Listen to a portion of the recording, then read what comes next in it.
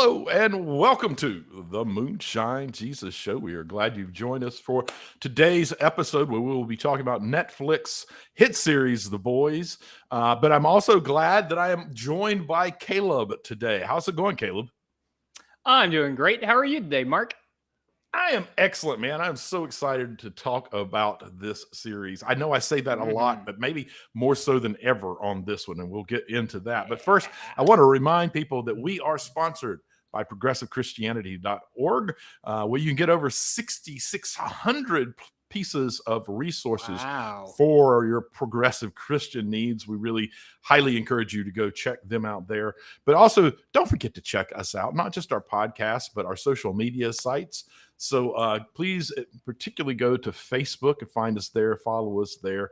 And then, of course, anywhere that you listen to your podcast, you should be able to find us and resources there. And, of course, we always have to make sure that you know before we get deep into this is a spoiler full zone. That is Full full zone.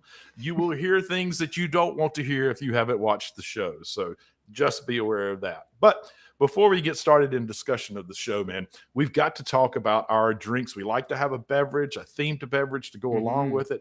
I'm a little curious to see what you came up with this one, because, you know, this isn't really the kind of show that someone's out there creating a lot of cocktails around. There's a few, but not many. So I'm curious to see what you went with.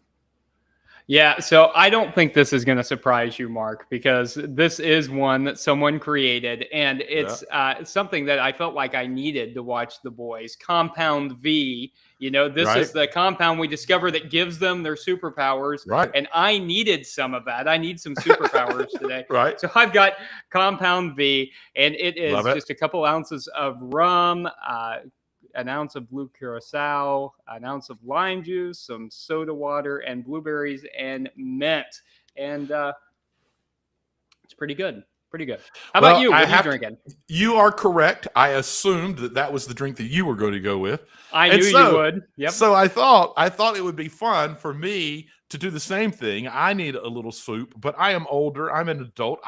The Compound V won't work for me. I need the Temp V, man. I need the Temp V. So I created, and since they take it as a injection, I created a Temp V shot. And it took me a little while to get the color right, but I think I nailed the color here. That is, you did. That's great. This is Midori. This is Midori, some lime, 2 parts Midori, 1 part lime vodka, and just the tiniest splash of absinthe. I've got 4 of these shots, 1 for each segment. So at the beginning of each segment, I'm going to toss one back. So here's to you, and cheers to a great show, sir.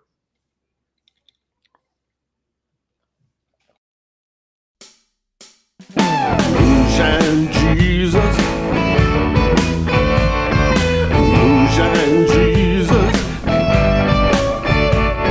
Moonshine Jesus, Moonshine Jesus, won't you shine a light?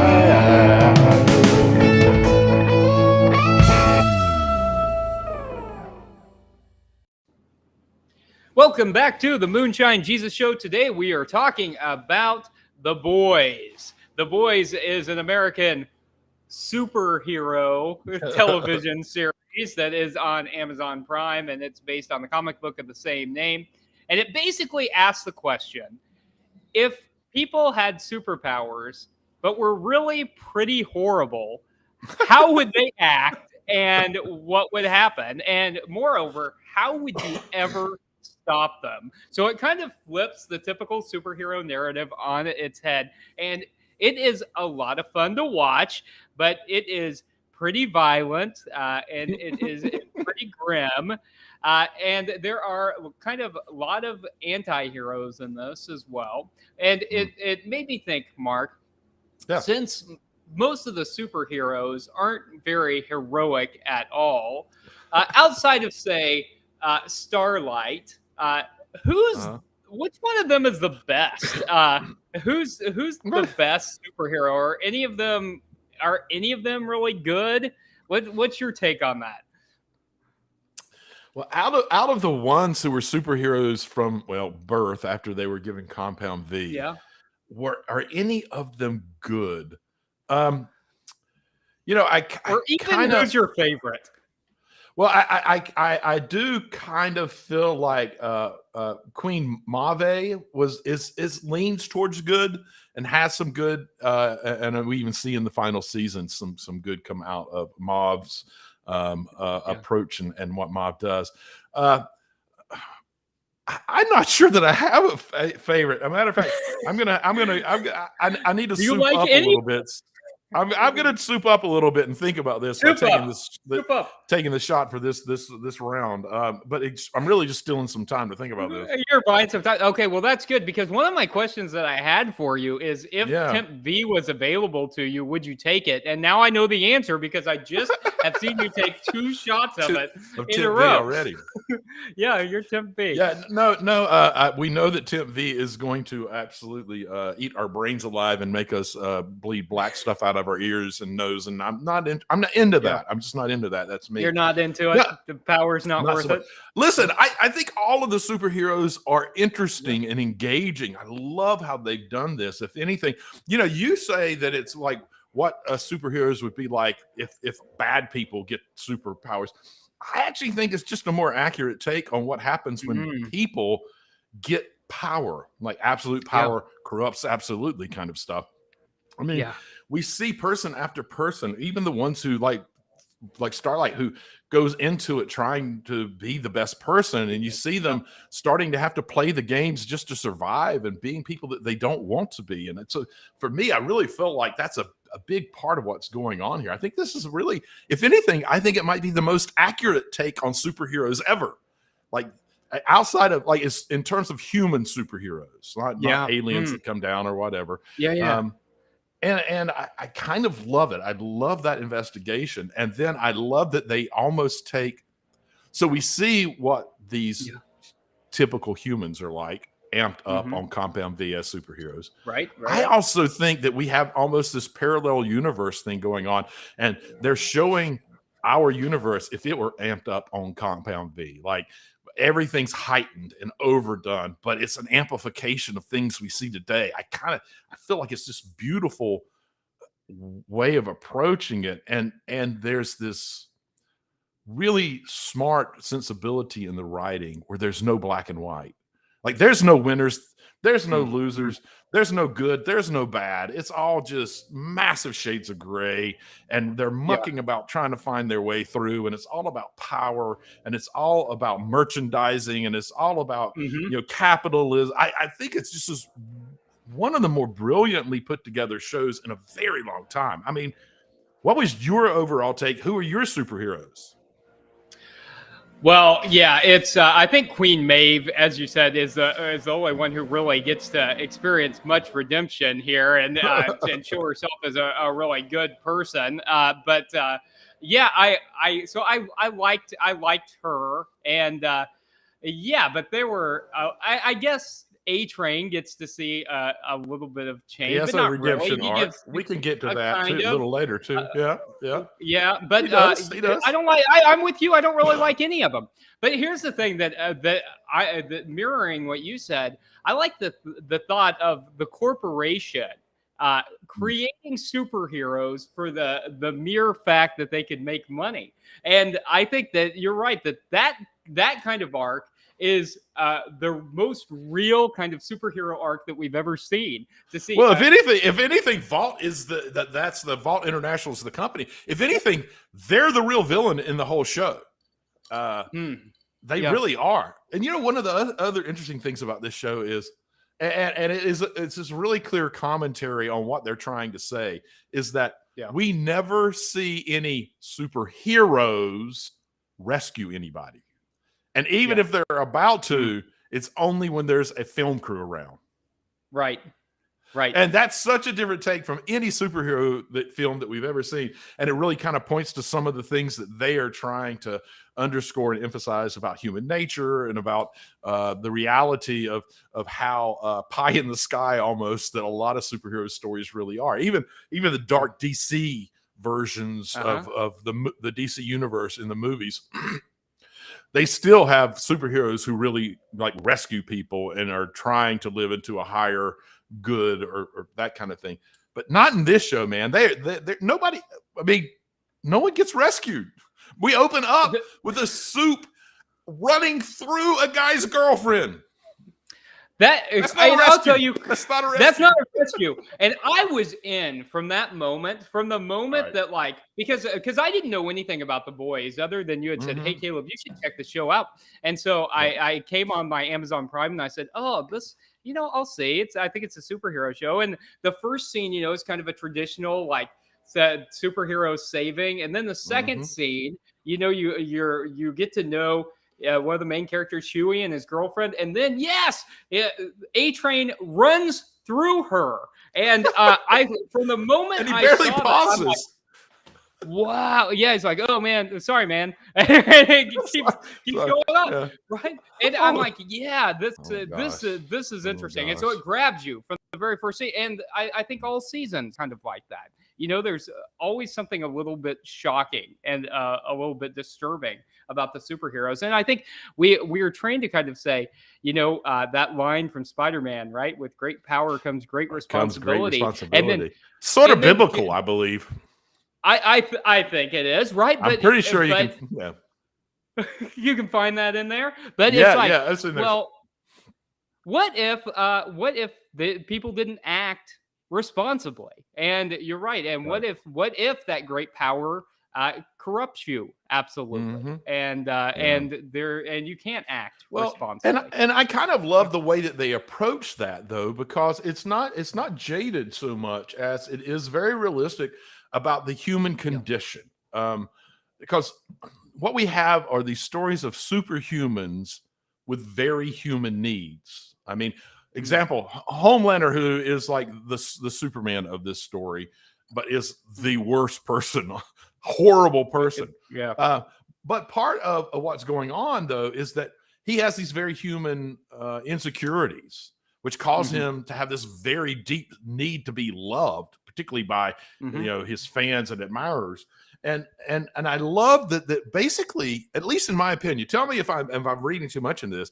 This story seems to be telling me that human needs and emotions are actually stronger than superpowers, because his superpowers mean nothing to him in comparison to his insecurities and his desire to be loved. And not just with him, but with a lot of our superhero characters in here, those human issues they have are deeply rooted in past trauma.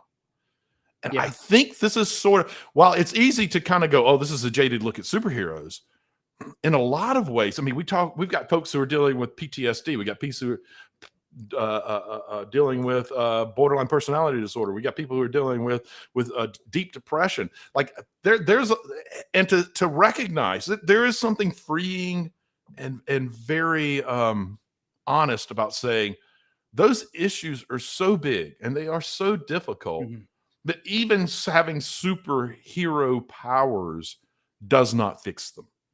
That it takes more than that to fix something like that. I think that's kind of a brilliant turn on the superhero story and the way of telling the story that we haven't seen. I mean, am I reading too much into that? That's very insightful, and I think that's certainly true. That we especially as we learn more about these superheroes and discover that most of these folks had parents who decided to put them through these trials and give them these superpowers, in large part kind of to exploit their kid. Maybe some of them were hoping for a better life or something, but it seems like a lot of them were doing that to exploit their kids. And so you see those past traumas, and I think that's a good point. And Homelander, as much as says, in this third season, that he really, all he wants is a family, saying, hey, all I have wanted is a family, right? And he's in there with Ashley and A-Train and the Deep. And he says, all I wanted was a family and I got you. you horrible people. And you're That is not some- my yeah. family. And you're Right, not my right. family. That's all he wants is some community. But he's devolved so much to such a point that he can't really ever have that. I mean, Yeah. he's sociopathic. Yeah. But yeah, I think that speaks to the power of community too, right? Because we see these communities building in different places, and and even the superheroes, the ones who are able to find some kind of redemption in the midst of all of this are the ones who have some kind of a community. And I think, of course, we see the boys coming together as a community and finding some commonality. So yeah, I like that, Mark. I hadn't thought about how the past trauma and plays into all of this, and how mental illness is really spoken about in a powerful way as well. Yeah, and I think it's very powerful that the show, in a very subtle way, is saying, listen, those very real pieces of impact to the human condition are so strong and so difficult that, like I said earlier, having superhero powers doesn't actually fix any of that. That there's some real work that has to be done in order to address that and to figure out, how do I live out of this, and how do I have a life that can be satisfying and have more value from what I'm seeking outside of these mental issues that I'm having to struggle through and figure out, and most of them being based in past trauma. I love the fact that, in my opinion, the show really is dealing with that in a very specific way, but it's not bashing us over the head with it. It's not like preaching at us. It's showing us. And I think that's kind of I don't know that we've seen that even in non-superhero shows, where it's showing us that our mental issues and our need to overcome the traumas that have caused us to have struggles is so powerful that we have to figure out new and different ways, and that it's okay, that you don't have to be embarrassed by it, because there is so much powerful things going on out there that this is actually stronger than. And I think in the world, we kind of are dismissive of mental disorders, pull yourself up by the bootstraps and that kind of stuff, rather than recognizing even superhero powers, even whatever powers, even whatever perfect life does not overcome these. They are real issues that we have to take seriously and figure out how to grapple with and deal with.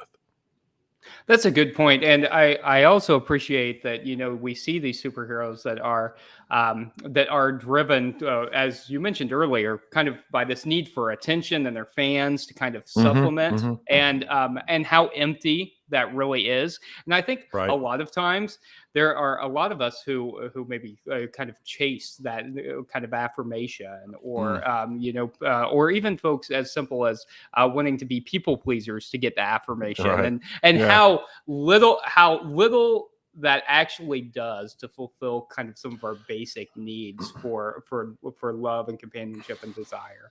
So I think we're starting to move into theology and politics, Mark, and this show is heavy with them. So how about this? Why don't we take a break? Why don't we come back and we'll talk about theology and politics of all this.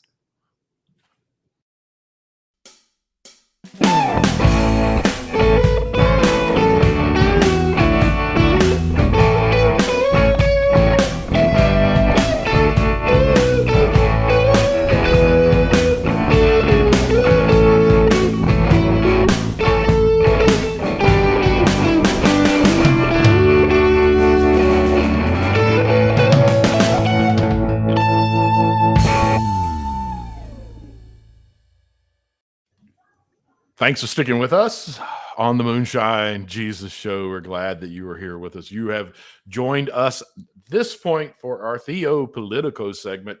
And listen, I'm going to go ahead. I'm going to take my next tip. Take your shot. Yeah. Shot.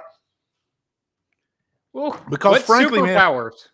I hope my superpower is reason before we get through this, and maybe management, because there are so many things that go on in the show that are theological and political and moral. Yeah. And there's just so much we could talk about. I don't know that we're going to get through even the ones that I'm hoping we're going to talk about. Yeah. So I'm going to start with some kind of big picture stuff. I'm going to absolutely start with destroying and ruining the end of season 3 for anyone who hasn't watched it. So Here it goes. Here's where we're going to start. So I'm going to posit that this show has no real heroes. It only has created heroes. And they are created for the purpose of, well, serving the kind of great capitalistic machine. And that machine also runs the government. Yes. And we have a scene at the end of the last episode of season 3, which all I could think after I watched it was Trump saying, I could stand in the middle of Fifth Avenue and shoot somebody, okay? And I wouldn't lose any voters, okay? Yep. And you think about the last scene where Homelander is there with his he's newly learned that he has a half son, a son that he's the parent of, that the son's mother was inseminated. But it's a long story, but some protester throws, like, I think it was a empty soda can at him. And Homelander just like laser eyes the dude down, kills him on the spot, and his supporters, there's a brief pause where they're all like, holy shit. And then I'm not even going to go into the story of the person who says it because it's kind of complicated. Right. But then one of the people there who has an important role in the show goes, yeah! And the whole crowd loses its mind. And you see this maniacal smile come across Homelander's face. And even his son, who has been kind of standoffish, kind of like trying to figure out who I am in this relationship with my, quote, dad, gets a little smirk on his face too. So my question is to you, what kind of commentary do you think they are making? Because it's impossible not to hear the echoes of Trump's statement in what happened there.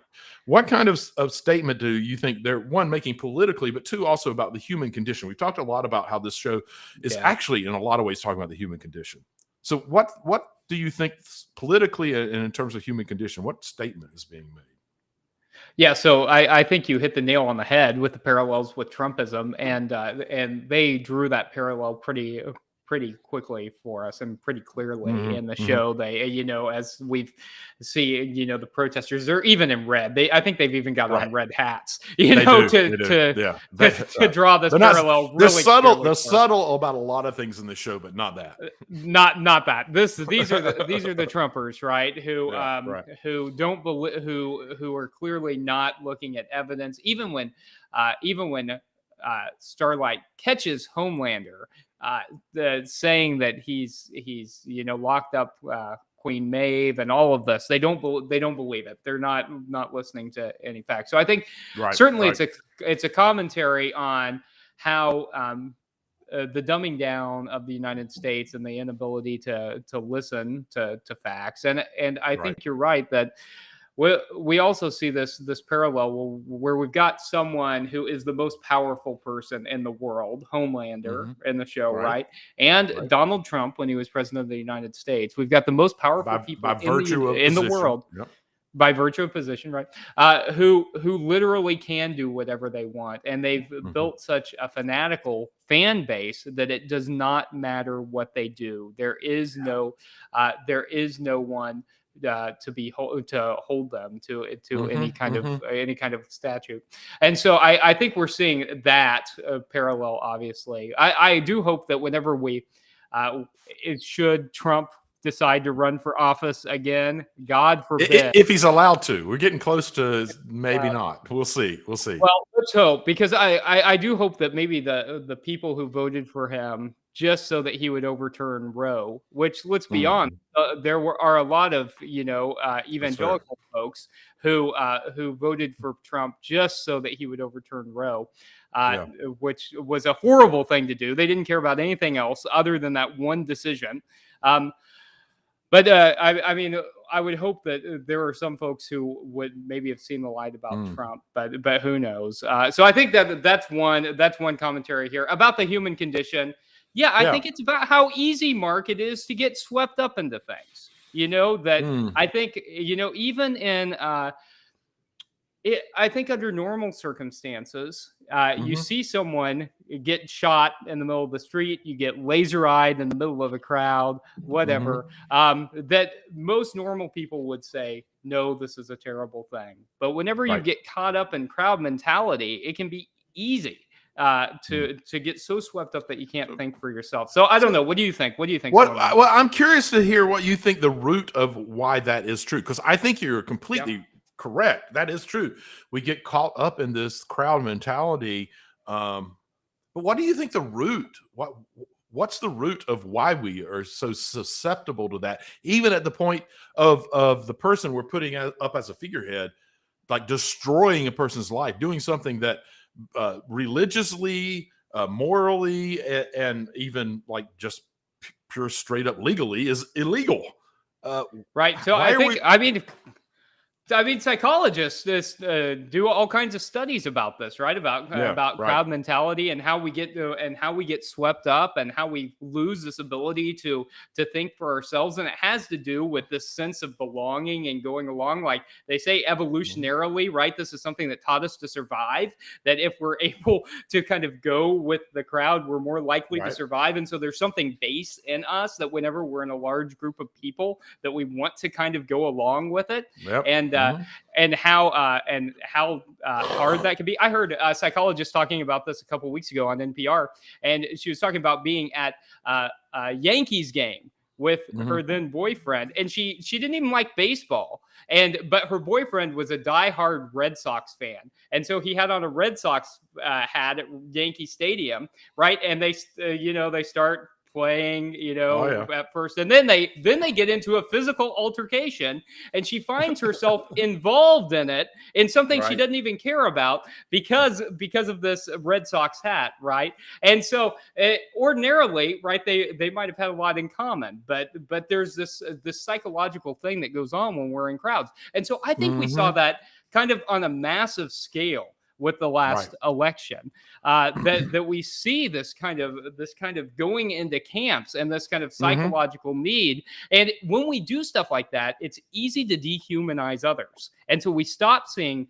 people as people of worth and dignity, and we start seeing people as just an object, just something out there. Yeah. I don't know. What do you think? What do you think's going on? Well, I think it's sort of the brilliant part of this show, because what you just described to me, as far as I'm concerned, is the human condition of being insecure and needing to fit in and needing to be loved. What you just described is that. And that is the primary fault of our main character.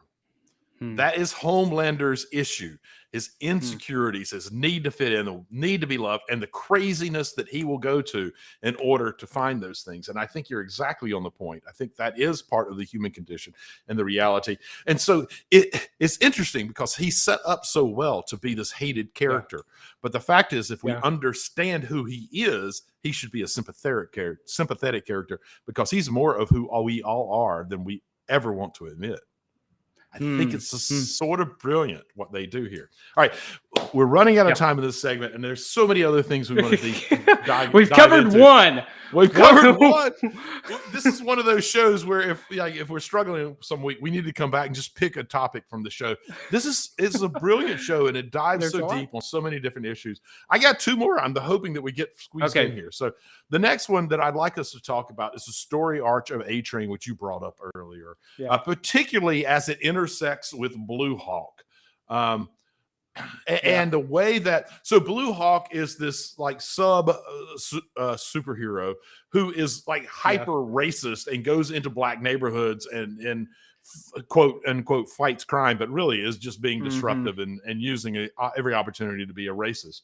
And A-Train starts calling him out, and the Vault Industries start minimizing it.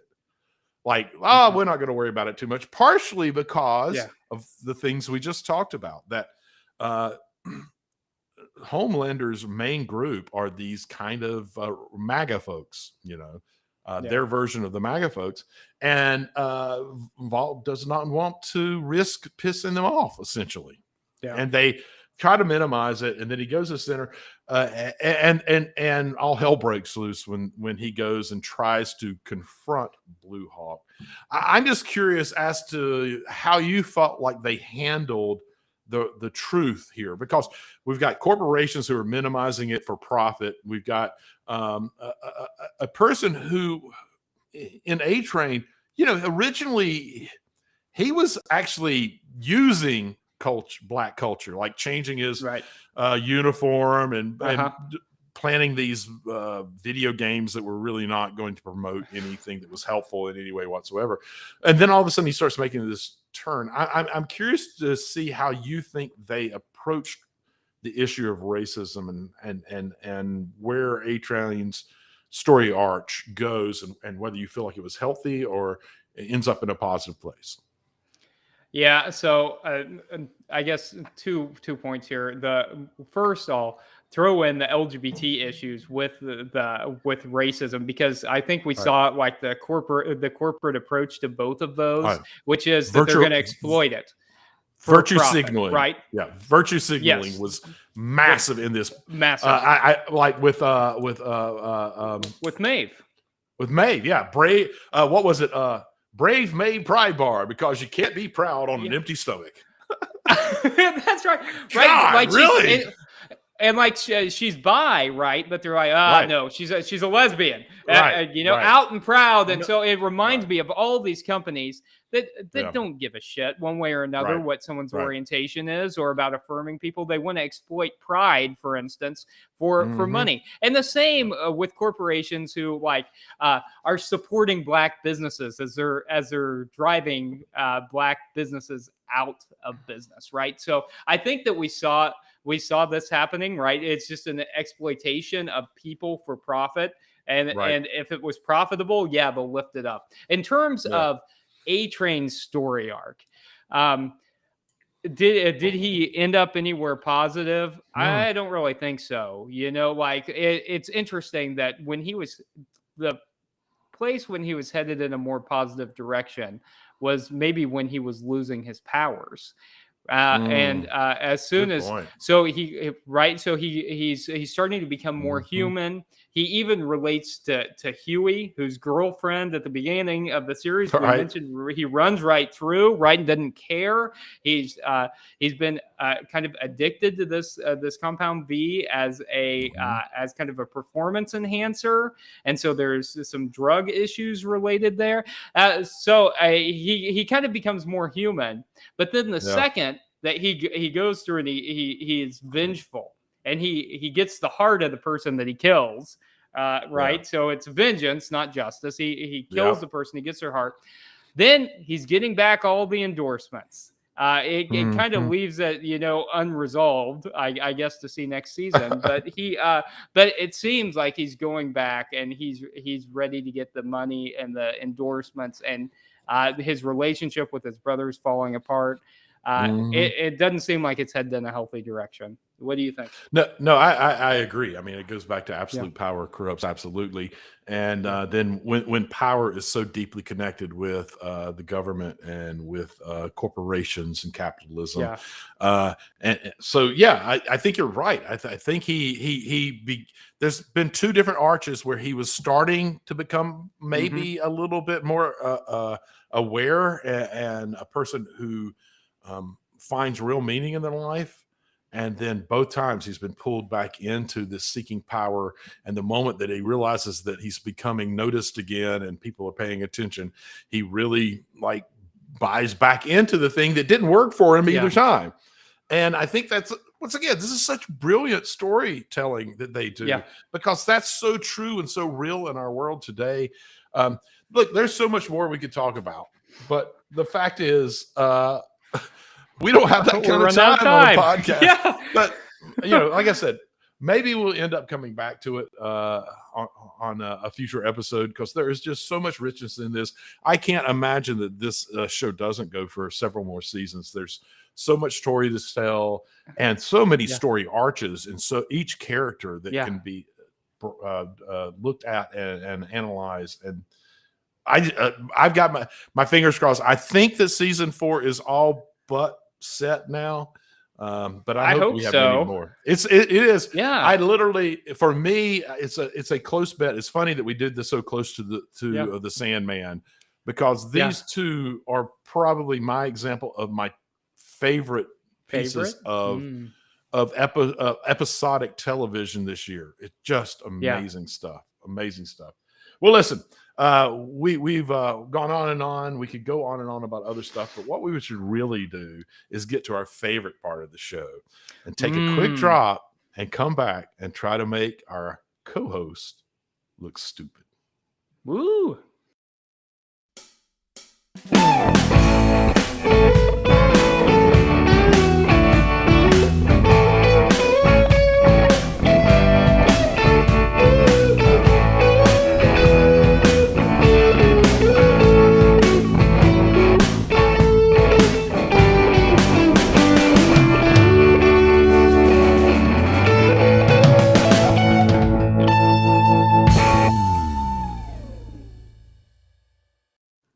Well, hello, everyone, and thanks for sticking with us to our last part of the show, the Make Me Look Stupid segment. We are glad that you've hung out this long, and we're going to try to make each other look stupid. And I'm going to start off today because we haven't gotten to talk a ton about the overtly religious themes, especially regarding organized religion. And so there are some really interesting themes here, from everything from Homelander comparing himself to Martin Luther King Jr.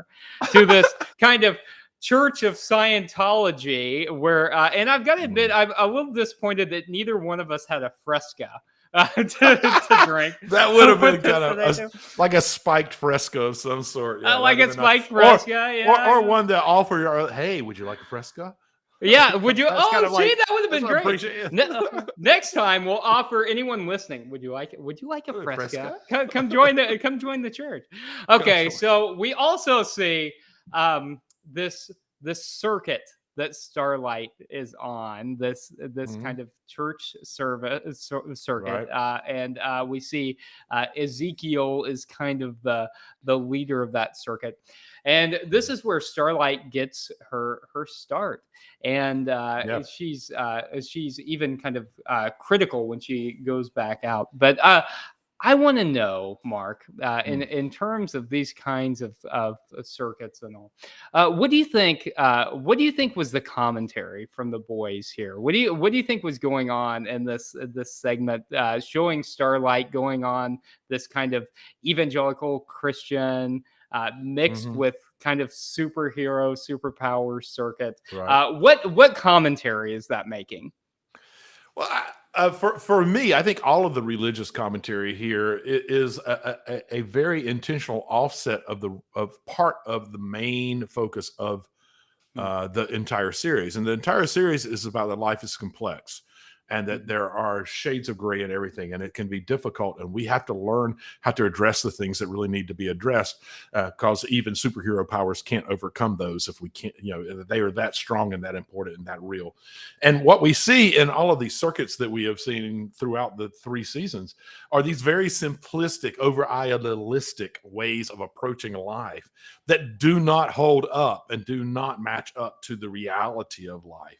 And so we see folks like Starlight going into the 7 and not really ever being like trying to hold on to these idealistic, simplistic ways of approaching life, and it falling apart and completely on her and causing her all this internal struggle that if she had been involved with organizations and groups of folks that were a little more realistic and taught more life skills, that she'd have been in a much better place of handling it.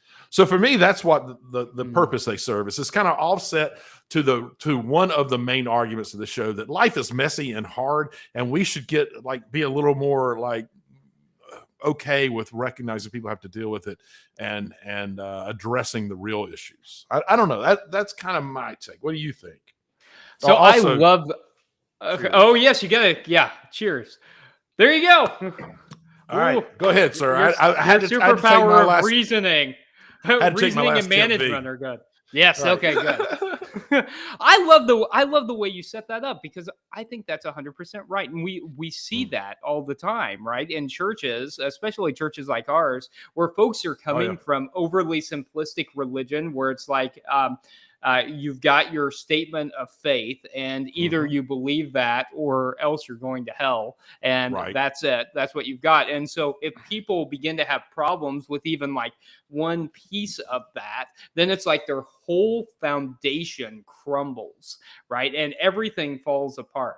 Whereas I think if you take an approach that isn't quite so rigid to faith, if you have a faith that has a little bit more flexibility, then it's okay to ask questions and to doubt and to say, actually, I don't believe this at all, and for your faith not to completely crumble. And so I really like that, and I think that's certainly true and certainly applicable as we're thinking about our lives and our faith, is that the way that we approach faith is important, and being able to say, you know what, maybe I've always believed that, and maybe it's wrong, and I can push that aside, and my faith doesn't have to crumble because of that. So I like that. Okay, what have you got for me, Mark? What's your question for me? Question for you. I've already said that I kind of believe that Vault International is the actual bad guy in this story. In our world, in the U.S., who would Vault be? Oh, probably any corporation Elon Musk is behind. Maybe Meta, maybe Facebook, where we're broadcasting right now. You know, maybe we're a part of the system, and Mark Zuckerberg. You know, like so. I think most corporations are inherently evil. You know, it's one of these things where you try to. Like whenever you're trying to put your money where your mouth is, you know, and to try and support businesses that are only ethical. I think anytime we're talking about shopping anywhere that's a part of a corporation, it's hard to be a purist, because there's no way that your money's not like automatically funneled to the Republican Party, you know? And so I think that whenever we're talking about corporations, we're talking about organizations that are inherently making decisions for what's going to make them the most money. And so I think there are lots of Vault Internationals in the world today. And our goal has to be to try and break down some of these organizations so that we're not beholden to them, because I think this whole idea of them, one, creating superheroes for profit, and then creating world catastrophes for these superheroes to fight so that they can get more profit, right? And to go into the war business, I think is 100% real. You know, not that we are creating superheroes, but I think the fact that corporations will do absolutely anything for more money, we have seen time and time again. And it's extremely naive if we ever allow ourselves to think that they're going to make decisions that are in our best interest, because they're not. How about you? What do you think? No, I think you're completely right. I don't think there's one person, one organization, but I do think, you know, big banks, big oil and electricity, the war machine, big farm, I think they are very directly involved in controlling the government, which is a lot of what Vault is doing. And then I think you get the other side of it, where media, I mean, we really only have 4 media companies that control everything, particularly Comcast and New Corp, I think are both very, very much involved in shaping the way we understand and look at the world and are willing to respond to the world.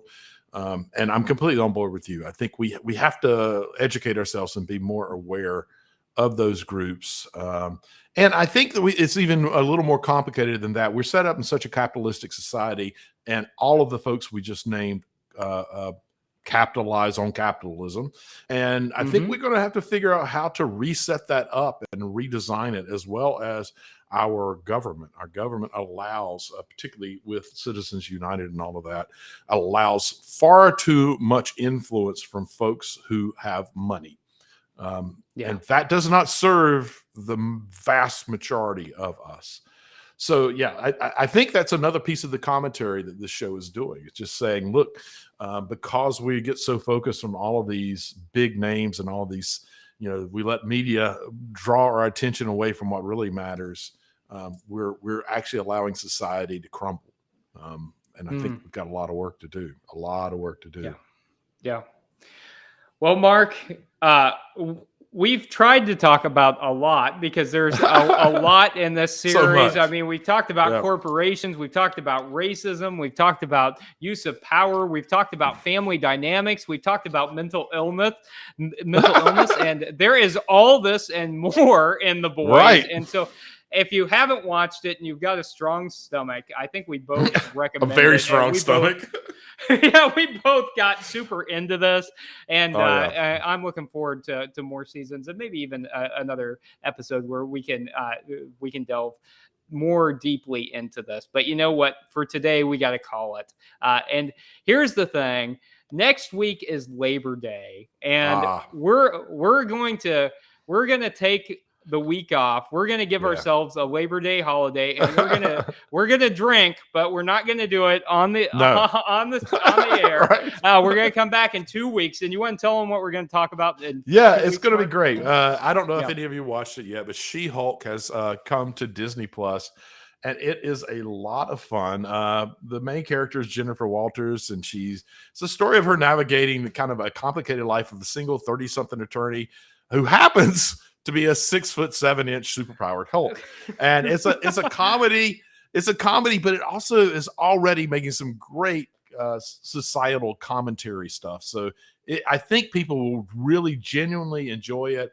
Episodes are only about 30 minutes, and we're only going to have, by the time we hit the show, maybe 4 episodes.